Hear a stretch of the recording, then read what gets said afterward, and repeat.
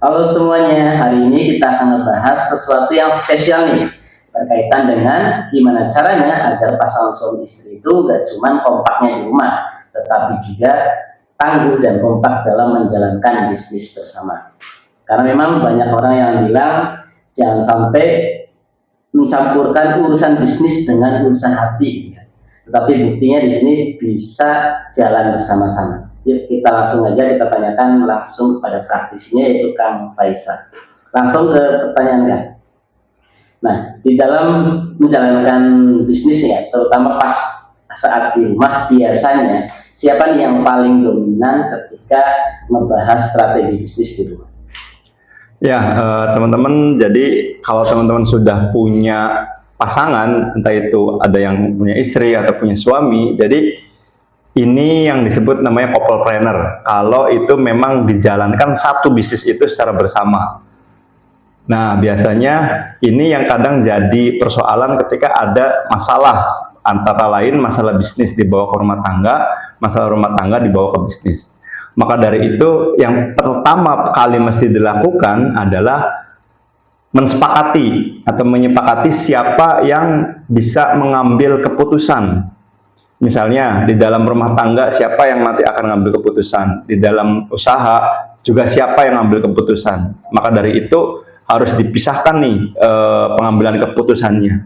Misalnya semuanya diserahkan kepada suami, ya berarti pada akhirnya suami yang ngambil keputusan. Atau misalnya masalah keuangan nih diserahkan kepada istri, baik itu di rumah tangga maupun di bisnis, ya berarti istri yang bertanggung jawab mengambil keputusan itu. Yang mana nanti nggak bentrok, artinya apa? Suami ugal-ugalan misalnya ngambil keputusan finansial, istri yang nggak tahu-tahu ngambil keputusan strategis, yang mana nanti bisa jadi ada terkendala. Nah, poin pentingnya adalah profesional lah di dalam ngebagi semua itu. Kayak gitu, baik itu di dalam rumah tangga maupun di dalam usaha. Oke, berarti ketika keputusannya atau yang paling dominan tersebut harus dibicarakan bersama dulu di awal ya, mana yang ngambil keputusan di masalah bisnis ataupun rumah tangga. Nah, berkaitan dengan operasional di bisnis ya, pernah nggak misalkan pada saat dibuat operasional di bisnis gitu ya, kemudian sampai dibawa ke rumah, bahkan masih lanjut sampai ngambek di dalam rumah? Ya, dinamika seperti itu saya rasa kalau misalnya kita belum merekrut profesional atau masih dipegang dengan tim internal sendiri, itu bisa jadi terjadi ya. Tapi poinnya adalah ketika itu terjadi, secepat mungkin kita itu kembali kepada kesepakatan awal tadi. Sehingga ketika nanti ada permasalahan, kita berujungnya bukan malah berujung perpecahan, atau nauzubillah kadang misalnya masalahnya besar, perpecahan dalam bisnis kah, atau perpecahan dalam rumah tangga dalam tanda kutip, mungkin terjadi perceraian, karena ini sangat banyak sekali seperti itu, kayak gitu. Nah, jadi alangkah baiknya ketika ada masalah, itu merujuk dengan kesepakatan yang awal yang tadi, kayak gitu. Kalau kesepakatannya seperti apa ya? Misalkan ya supaya pada saat bisnis ya emang ngobrol bisnis, begitu di rumah ada suatu saat yang emang itu tuh nggak boleh ngobrol bisnis sama sekali gitu. Ada nggak waktu-waktu seperti itu? Ya, jadi istilah saya memakai baju ya. Jadi bajunya yang dipakai ketika ngobrolin bisnis itu ya baju profesional. Kemudian ketika ngobrolin rumah tangga, ya bajunya baju suami istri. Jadi memisahkan dua baju yang berbeda, ini yang mungkin sebagian orang yang baru awal-awal memulai bisnis, ini rada pegel, rada susah gitu ya.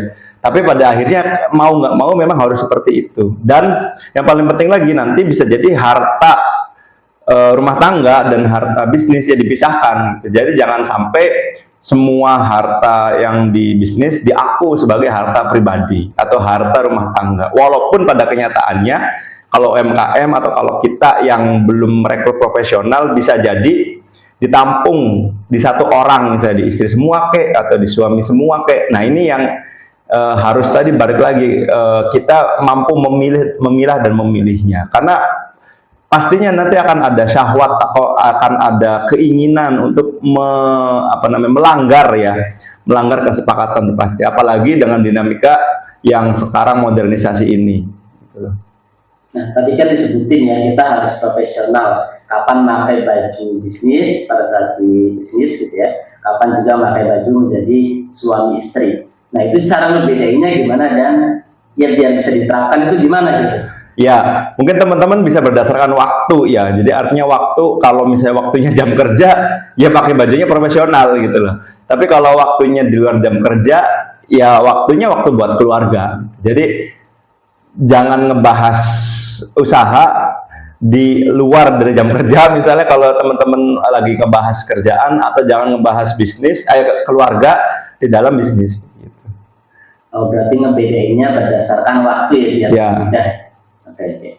Kalau berkaitan dengan keuangan bisnis tadi ya, kan katanya harus ada keputusan finansialnya seperti apa, kalau untuk keluarga juga seperti apa. Ini bagaimana nih cara ngomong ke pasangan biar ya misalkan terjadi sesuatu di bisnis yang nggak panik gitu kan, atau misalkan pas kebutuhan keluarga lagi besar juga ya masih tetap aman gitu, ambil banyak dari dana yang ada di bisnis tersebut. Gimana cara komunikasi yang dia terus?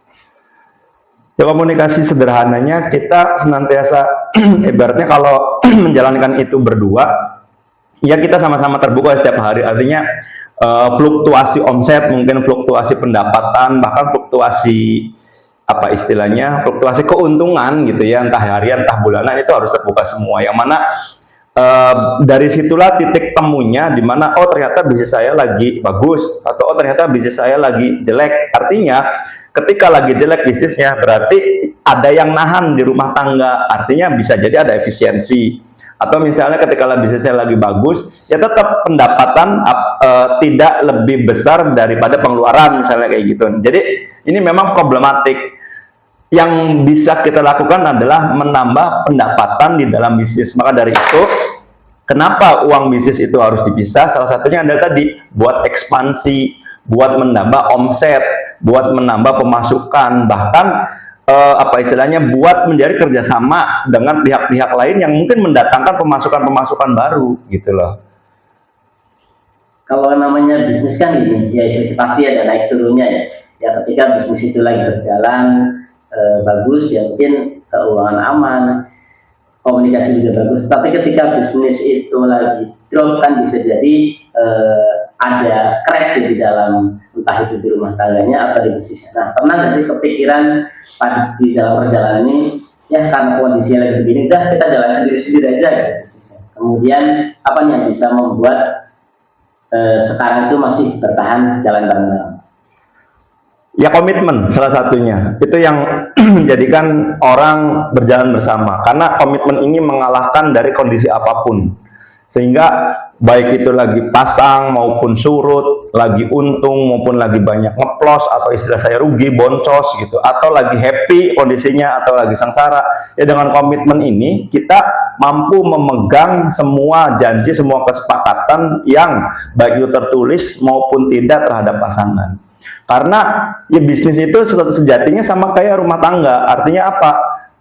Infinite game gitu. Artinya permainan ataupun rule yang terus menerus gitu ya. Jadi selama bisnis kita masih ada, selama rumah tangga masih ada, maka rule-nya ya senantiasa berubah-ubah ataupun kondisinya berubah-ubah. Sehingga teman-teman kalau megang komitmen ini, balik lagi, walaupun seburuk apapun, maka dari itu ada istilah susah senang ditanggung bersama, bahagia ataupun enggak itu bareng-bareng ditanggung. Nah masalahnya ini yang menjadikan titik pentingnya. Titik pentingnya apa? Endurance.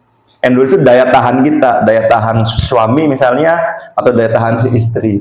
Maka dari itu tadi istilahnya ada sebelum kita menikah, kan ada 4 kriteria kan, ada pilih bebet, bibit, bebet, bobot, sama agama gitu kan. Maka dari itu di dalam agama, khusus agama kita, agama saya Islam gitu, agama yang paling utama dilihatnya. Karena apa? Bener, bibit, bebet, bobot ini menentukan hidup atau menentukan keduniawian gitu. Tapi dengan agama itu bisa ngebungkus semuanya. Artinya apa?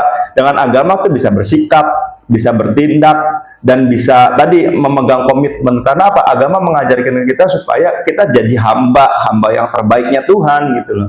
Jadi hamba terbaik itu bukan hanya sekedar pada saat nggak enak, pada saat enak juga. atau pada saat bangkrut, atau pada saat untung. Jadi ada hamba terbaik menempatkan sikapnya tuh seperti itu. Makanya istilah saya seperti pernikahan, di mana di situ ada perjanjian yang agung atau ada sebuah komitmen yang harus dijalani. Ya walaupun pada akhirnya mungkin udah mentok misalnya, kemudian pilihan entah itu menutup bisnis atau ya nauzubillah jangan sampai berpisah dengan pasangan, itu sih opsi yang lain. Tapi sebisa mungkin itu menyelamatkan keduanya, menyelamatkan bisnisnya, menyelamatkan rumah tangganya. Oke, tak terasa sudah 10 menit ya, luar biasa obrolan hari ini. Berarti ternyata kuncinya itu nggak cuma strategi bisnis, tetapi juga komunikasi yang baik dan juga komitmen dari masing-masing pasangan. Oke, terima kasih. Jangan lupa like dan juga komen di